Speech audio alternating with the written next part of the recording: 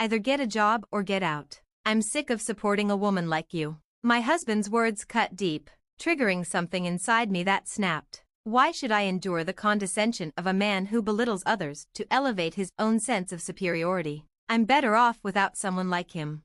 My name is Melissa. I'm 36 and I juggle work with homemaking as a freelance illustrator. I've always been passionate about art and pursued it through college. After graduating, I worked at a design firm, but when I turned 30, I decided to go independent. I wanted to express myself creatively on my own terms. At that time, I was single and excited about living life my way.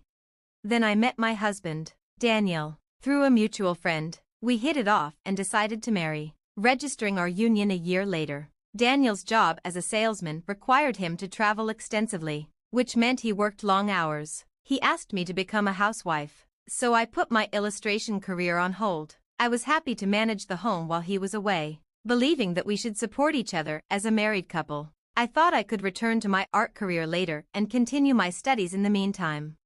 We trusted each other and had no major complaints. However, life threw us a curveball when Daniel got promoted to head a new sales office. This promotion meant he wouldn't be transferred for a while, and we could finally settle down in one place. We were both excited about the prospect of stability after constantly moving and adapting to new cities.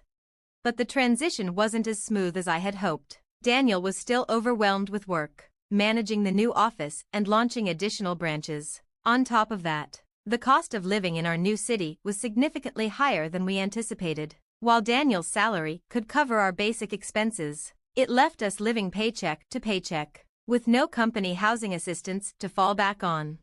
We wanted to save for the future, but his salary barely covered our current needs. I considered tapping into our savings for security, but it didn't feel like a stable solution.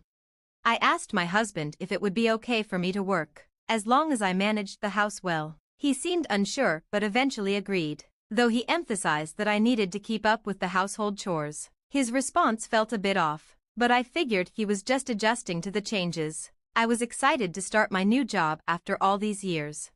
However, things began to change for the worse. My husband started criticizing the meals I prepared, which he never did before. He complained about the food being subpar and even accused me of cutting corners, which felt unfair. When I explained that I found deals on ingredients to save money, he snapped, accusing me of implying his salary was too low. I was shocked by his reaction and struggled to understand why he was twisting my words.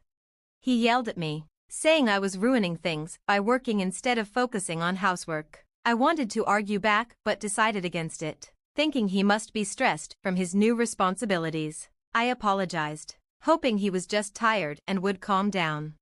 Despite my efforts, his attitude worsened. He started nitpicking everything, demanding that I handle chores to his exacting standards, and even questioned where his clothes were or whether I had shined his shoes. He seemed like a different person, constantly yelling and becoming more critical. Balancing housework and my job proved harder than I expected. I tried to work around the chores, but my husband's high standards meant that housework took up most of my time. When I suggested he help with the chores, he retorted that my job was worthless and that I should quit. He began to belittle me as just a housewife, using it as an insult. His constant criticism and refusal to help made everything feel overwhelming, and my distrust in him grew.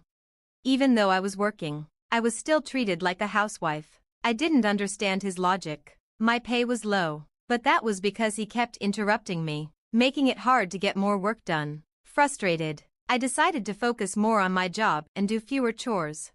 One day, while cleaning, I found his old pay stubs on his desk. Out of curiosity, I looked at them and was shocked to see that his salary was about half of what I had been told. I wondered where the extra money was coming from. He had supposedly gotten a promotion, so why was his salary lower? I couldn't find any old pay stubs from before the promotion, and I felt certain something was wrong. Then, my husband's uncle called. He said he had lent my husband a lot of money and was wondering when he would be paid back. It dawned on me that my husband had been covering the salary gap with loans from his uncle. I was devastated. I apologized to his uncle and promised to pay him back. Even though I felt awful, the uncle was kind and said to repay him when we could. That night, I didn't mention the debts or the pay stubs to my husband, but my frustration with him grew. He continued to belittle me, criticize my cooking and cleaning, and interfere with my work. When I tried to stand up for myself, he slammed his fist on the table and insulted me, saying I was wasting money and questioning who was providing for us. I was done with his behavior. I told him that I was doing my part and that his words were contradictory. I didn't want to put up with his insults anymore. He said I should start earning money if I wanted to complain, and I thought he should do the same. I stayed silent as he continued to insult me, saying I was a burden and that I should leave if I wasn't going to work. His triumphant look as he said these things sent a shiver down my spine. He probably thought I'd apologize, but I was ready to leave. I grabbed my packed bags and started to walk out. "You can't do anything on your own anyway," he said. I gave him a cold look and said, "I'm leaving this behind." I slapped the divorce papers I'd gotten from the city hall onto the table. He looked stunned and didn't know how to react.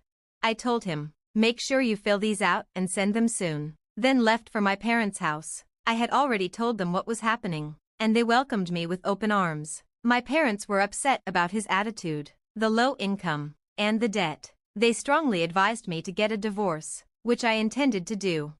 My dad offered to help me find a lawyer if I had trouble with the divorce process. I thanked him for his support, hoping to end the marriage quickly. A week later, my husband showed up at my parents' house.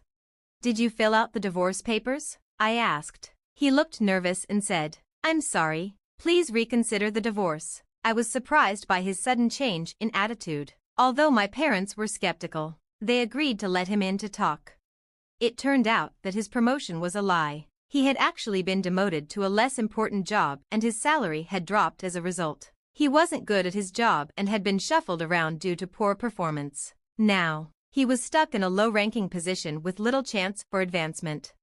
His pride had kept him from telling me the truth, so he had pretended to be successful to boost his ego. At home, he had taken out his frustrations on me, trying to maintain a sense of superiority. When I left, I had left a copy of my bank statement behind. Even though I earned less than he did, it was still enough to support us. He admitted that he needed me and couldn't afford the rent on his own. He asked if we could try again, promising to change and not make me suffer anymore. I was unmoved and indifferent to his tears. I simply brushed him off. "If you can't afford the rent, then just move. You can find cheaper places if you're on your own. And what about the debt to your uncle? You need to pay that back, right?" When I said this, his eyes widened. He was still trying to hide the debt and start fresh. It's hard to reason with some people. I understand that he was borrowing money to get by, but if we're talking about starting over, he should have been honest about everything. My dad added, "You've been so dishonest. I can't imagine letting you have custody of our daughter now. What were you planning to do about the debt without telling her?" My husband didn't respond to my dad's comment. I kept pressing the issue, saying, "If you won't agree to the divorce, I'll hire a lawyer. Your abusive behavior is grounds for divorce, and I have evidence."